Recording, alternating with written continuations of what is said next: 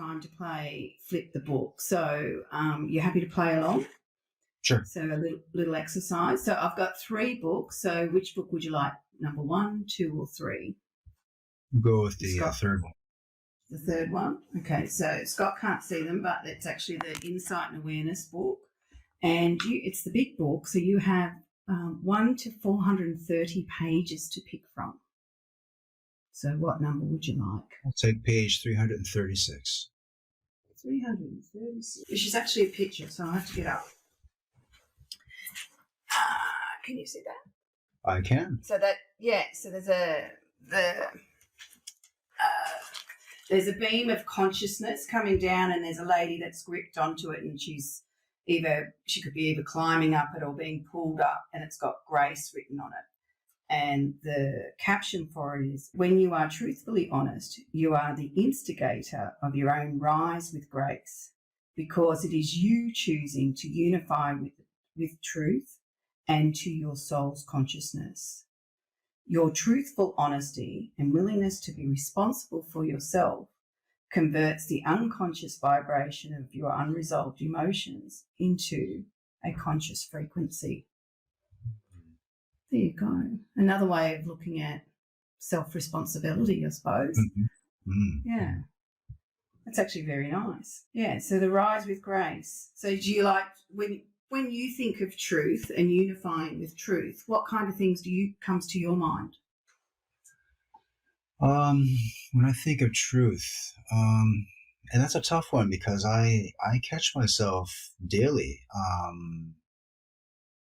like not telling lies to other people, but telling lies to myself. Like, it might be a story that I told to somebody, and later I'll walk away going, actually, that's not really how it happened. Like, I realized I was twisting the facts, right? Maybe that's what I want to believe. Yeah.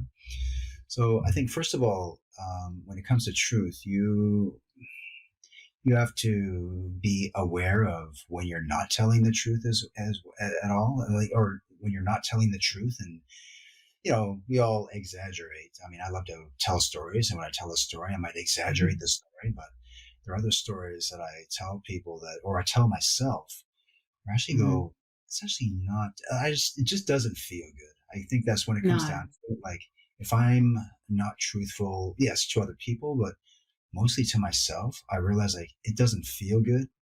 And if it doesn't feel good, means like I don't want to continue to repeat that. So the next time it happens, I'm going to stop it right there and then. I'm just going to, and this can be, the lies that we tell ourselves internally. If it's the internal dialogue, we're not always aware that it's happening, right? But but when you do catch yourself catch yourself in a lie, just stop and go, whoa, that's actually not how it happened, or that's not what I believe. Like that's a good one too. Telling yourself a lie that you actually don't believe, and or until now you have believed it, but now you want to make a conscious decision to not invest in that lie anymore. And there are lies that we all tell ourselves, myself, like lies I've been telling myself for like decades, maybe. Yes. Yeah. If you see it, like, you know what? And this is identity, though. This is like a big part of changing your identity, is actually recognizing that there are lies that you've been telling yourself or to other people, but the truth is something that's so, if the truth sets you free, well, I think the truth certainly makes you feel good, and it makes you feel like that's where, like, I think a big part of my spirituality comes forward is when I'm just being honest, and it builds integrity, if anything. Yeah, it does. Because people know if you're honest, right? And honesty builds trust. And trust to me is like the number one thing. I want people to trust me, like in work, in my relationships, everything, right? So if I'm doing things kind of, even if they don't know about it, I'm doing things behind the scenes and, telling lies or doing this and that. Well, I used to tell myself, oh, it doesn't matter because they don't know what I'm doing, or, but then I realized, well, wait a minute, maybe they don't know what I'm doing, but I know. Isn't that even worse? Like, so you really gotta, and look, I know we're not always like 100% honest, truthful with ourselves or with each other, but you've got to make a conscious effort, like, and you've got to be um, ready to change. Always be ready to change, like every day, every moment, um, and that way, like if you can commit to like changing yourself, just like try to become 1% better every day or every week, whatever it is, but just like 1% better in everything, right? Eventually you're gonna like, I guess, master yourself. You're gonna achieve whatever greatness it is that you're going for. And that's just one of my, I call it a policy, but I want to make myself 1% better at everything that I'm doing gradually, right? So Yeah. part of that's Yeah. honesty. So well, I always think the lies that you tell yourself do the most damage, because, once you start believing them, they become self-beliefs, then they become the narrative, then they become control structures, and then off we go.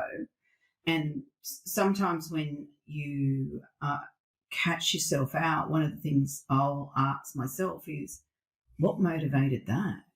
Mm-hmm. So if I can understand the motivation for it, then I can identify something that might need work on, or just acknowledging some things. When you just acknowledge it's sort of, it can't hide. Once it's out of the shadows, it can't hide from you, so you can see it more.